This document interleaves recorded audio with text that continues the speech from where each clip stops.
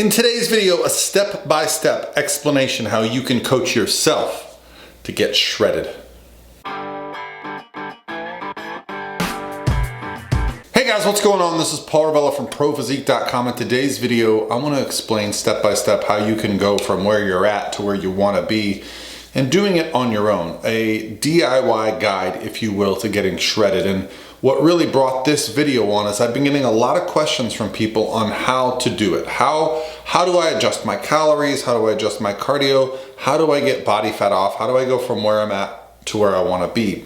Now, here at ProPhysique, we are a team of 15 coaches at this point who are offering these services, but I understand that not everybody needs these services. And in fact, this last weekend I was in Oklahoma and I saw a really good friend of mine, a guy by the name of Brian Whitaker, and we got a workout in, and afterwards he showed me what he looked like, and I'll post a picture up here. He was shredded. And I said, what have you been doing, man? What's going on? Why is this happening? Now, Brian is a former natural bodybuilding world champion. And so he obviously has the pedigree to do this and understands how to do it. And he was always self-coached. And what I asked him was like, what's the point? And he really just said that he wanted to dial in his physique, spend some time productively, and that he did it all without tracking his calories. And I found that very interesting because he's basically learned over the years how to monitor his food, his activity, and lose body fat without having to be super diligent. And I think this is something we can all strive for. Now, in 2018, I did something very similar. I myself decided that I was going to spend all of 2018 getting in shape. I started in January, and by August, I had done a bodybuilding competition. I did another one in October. I did a photo shoot in November. And while I did track intermittently, I didn't track every day. I didn't track everything to the gram, but instead I set up a system, which I want to explain to you guys, which allowed me to make progress without having to be working with a coach, okay? I didn't have to be checking in with somebody every week. Now, I don't know that this process would work for people who have never worked with a coach or have no background in tracking calories or making adjustments, but I'm gonna give you guys some tools that I think will help you get started on this process. And the first thing we have to do when we're trying to lose body fat or lose weight and get into better shape is we kind of have to remove our emotion from it. Now, that's one thing that a coach can really offer. Okay, if your coach is looking at the information, he can make decisions based on that information. However, we as beings are very emotional, and sometimes we'll feel like, man, I feel like I'm not losing weight fast enough. Let's be more aggressive. Or you'll feel like, wow, the scale really dropped this week. Maybe I'm losing muscle. Maybe I need to add calories back in. And you end up kind of spinning your wheels. Why is that? Well, because we're not just a body. We're not just a physiology. We're a brain. There's psychology attached to the whole situation. So sometimes it takes an objective third party to get this done. So here's what I want to do for you. I want to turn you into your own objective third party. And it starts with this. The first and most important thing about making, success in a weight loss plan is having a diet that you can consistently follow.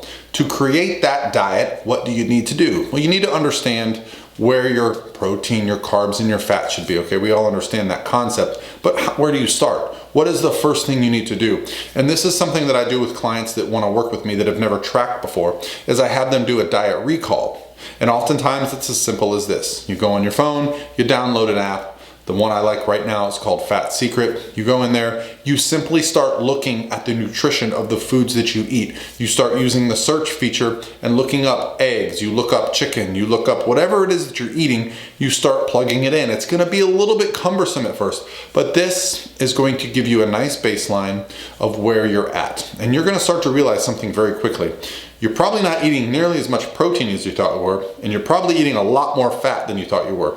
Potentially even more carbs than you thought you were. But what I find is that when people think they're eating high carb, they're usually eating high fat. Yeah, high carb foods are usually pretty low calorie if they're just carbs. But foods that are very delicious, sodium, and have a lot of fat, they're usually a combination of things, okay? So when you start to actually be accountable and look at what you're eating, it becomes very apparent that you need to kind of switch around your ratios. You need to set that protein as the priority.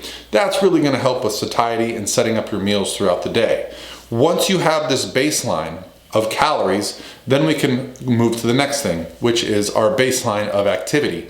How many steps are you getting in a day? How much cardio are you doing in a day? If you're doing none, wonderful. Let's start small. Okay, so we have our baseline of calories. I'm just gonna make up a number here and say it's 2,500. We have our baseline of activity. It involves you walking from your house to your car to your office, back to your car, and not much else. And maybe we're doing some resistance training. If you're watching my channel, I assume you guys are into lifting some weights. So you're probably like me, and you probably think, well, I lift weights really hard for 45 to an hour and a half, 5 to 6 days a week. That burns a lot of calories. False.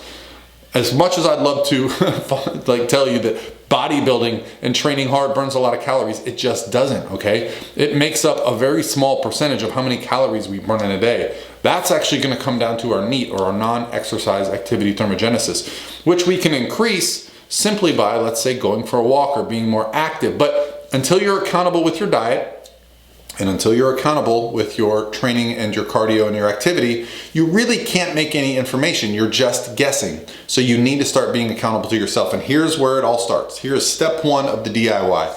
You know how many calories you're taking in. Let's say it's averaging 2,500. You know how much cardio and training you're doing. Let's say it's 5 days a week for an hour and nothing else. And what else do you know? You know what you look like. Now, how do you get quality pictures that you can use to adjust? Well, I'll be honest, these suck. You do not want to see yourself when you're not where you want to be, but I promise you, you don't have to share this. But what you need to do is set your camera up on a window ledge, put it on video record, and just go through some poses. Just do some quarter turns, turn to the right, turn to the left, turn to the back.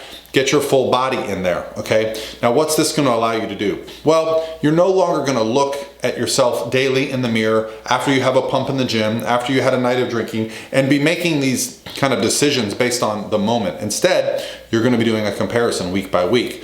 Now, what I have my clients do is send me screenshots. So what you should do is take screenshots of each pose every single week. You should also take measurements. Now, if you are really wanting to be your own coach, you need to be having some type of accountability. So I would create a check-in sheet for yourself, perhaps an Excel document where you can track your weights every single day.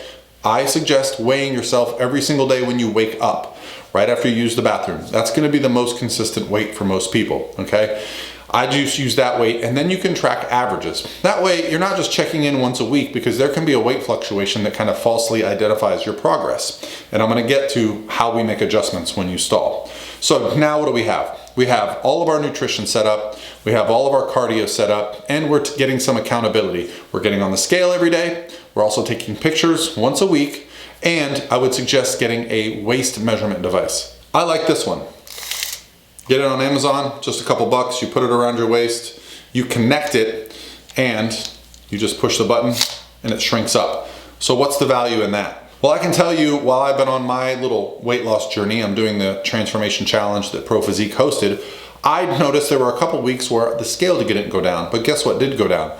A half an inch to an inch on my waist in those weeks, which tells me clearly I'm losing body fat and there's a little bit of recomposition going. Again, I'm coaching myself for this, so I need as much data as I can get to be analytical, not be emotional, okay? And that's really the hardest part about coaching ourselves. So what you need to do is, on your computer, on your phone, create a file where you have all the information. You have your pictures, you have your measurements, you have your weights, you have your cardio, you have your nutrition.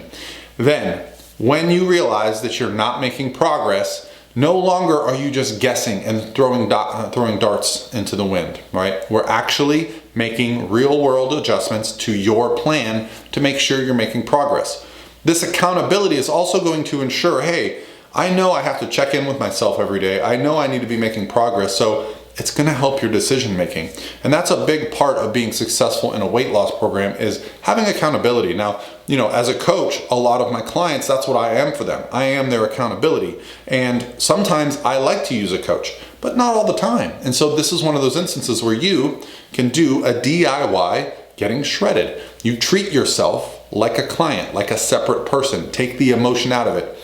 Now, we reach a point where, like I said, you're tracking all these things, you're being very consistent, and the weight isn't going down, the measurements aren't going down. And let's be honest, the scale, the measurements, nothing's happening, okay? So we wanna make sure we're making progress. So what do? If we're at 2,500 calories, we're at no cardio, we're still training 6 days a week, 5 days a week, but we're not making progress, I would like to increase our energy deficit through a little bit of calories, a little bit of cardio, and I really like to keep training the same. If you are resistance training, if you are training like a bodybuilder, you should do that nonstop throughout the process. Treat the training session as your time to build muscle. You should not be using the training session as a time to lose body fat. As I said, we're gonna do diet and cardio to get the body fat off. We're gonna do bodybuilding training to really keep building that muscle throughout this process. So, pretty straightforward. If you're at 2,500 calories, I'd probably make an initial drop to say 2,200, 2,250 calories with keeping protein pretty stable, using the bulk of those calories from say carbohydrates, and I'd bring them down a little bit. And if you're not doing any type of cardio, it would be very easy if you're going to the gym 5 to 6 days a week to simply start doing 15 minutes, either on an incline treadmill, on an elliptical, maybe you wanna get really nasty and do something on the stairs. No matter what it is, just look at it as a way of creating an energy deficit. I know a lot of us can look at cardio and think it's a bad word. I think you'll actually start to enjoy it. And I think you'll be surprised. If you set an incline treadmill between 5 and 10, speed around 3 to 3.5, and you go for 10 to 15 minutes, you're gonna find out it's not as easy as it sounds. You'll actually burn a good amount of calories. And this way, we now have, let's say 5 days a week, 15 minutes of cardio, 2,200 calories. We take another week. Guess what's gonna happen? Well, you're probably gonna lose a couple pounds. But what happens when you lose a couple pounds for a while and you stall again? Simple. You just start making more and more adjustments. You get creative. Maybe now we bring our calories down to 2,000. Maybe now we're doing 30-minute sessions. Whatever it is, you got to look for ways to be creative. One thing I love to do with my clients is I say, hey, when do you have free time during the day? Maybe instead of adding cardio at the gym, you get up early in the morning and go for a walk. Maybe you walk your dogs a few extra times. Look at any type of movement as a way to create a deficit. And if you are fine with eating a little bit less but would hate to move more, well then you can use your calories to create more of a deficit, okay? There's no one size fits all. You have to look at your lifestyle, make sure your sleep is good, make sure your recovery is good, make sure you're setting up your meals throughout the day, 3 to 4 to 5 meals, whatever you're comfortable with foods that you enjoy, and you can be consistent. Now, one of the things that I find that every single successful person that is dieting does is this. They have their meals ready ahead of time. So this is gonna be the most important thing for you. Instead of trying to hit your macros by constantly eating out or going inside of the fridge and hoping something's there, you can either bulk prepare your food, you can use a meal delivery service like Icon Meals, or you can just get really good at making consistently the same meals every single day. Okay, I make the same breakfast and the same lunch most days of the week. I don't have to think. I know what the recipe is, I go make it, I enjoy it, I eat it. I don't have to track it. Because I've tracked it so many times, I know exactly what it is. So early on in this process, it's probably gonna be very important that you're tracking and being very consistent. But as you get better, you'll educate yourself on what's in food. You'll be able to be social more easily, make good choices while you're out, and continue making progress. You do this week after week after week for a long period of time. You're gonna learn a lot about yourself. You're gonna develop some very good habits, and you're gonna be coaching yourself to success. All right, guys, that's it for me today. Hope you're having an awesome day, and I'll talk to you tomorrow.